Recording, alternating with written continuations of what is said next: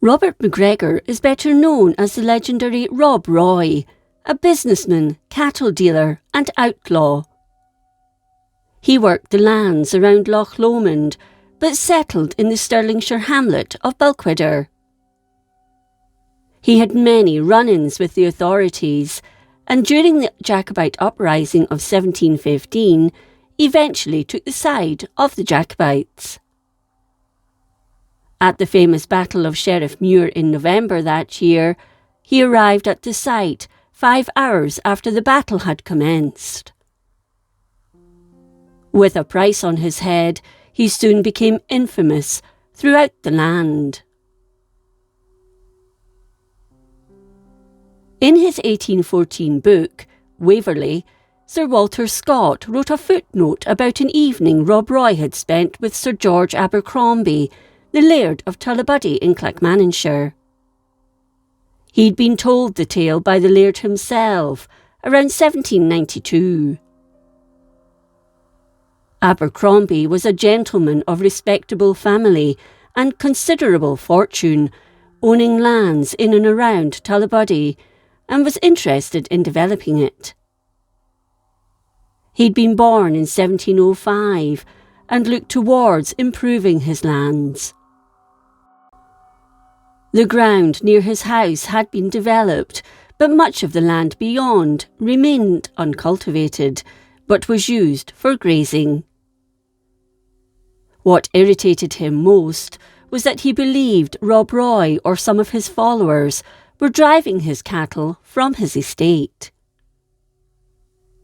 Eventually, he managed to secure a meeting with MacGregor. Rob Roy received him somewhere near Aberfoyle in Stirlingshire.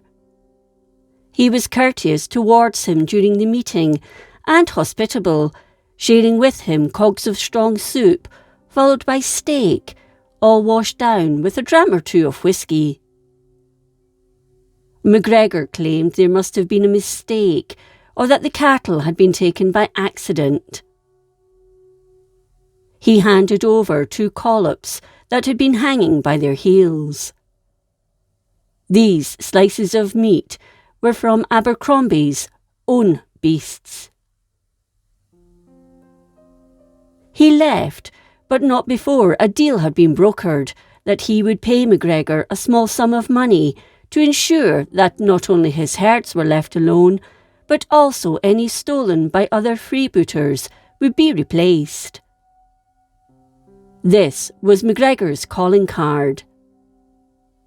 Essentially, he was blackmailing Abercromby. However, Rob Roy's mistake was that he believed Abercromby was a Jacobite sympathiser.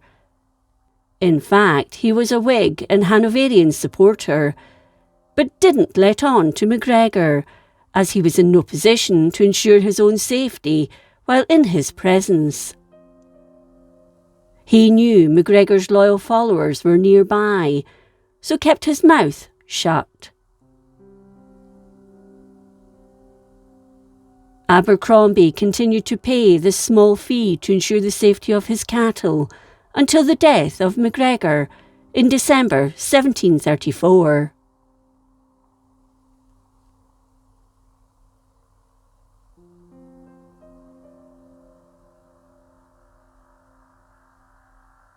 If you enjoyed this episode of Scotland's History, please like, comment and subscribe.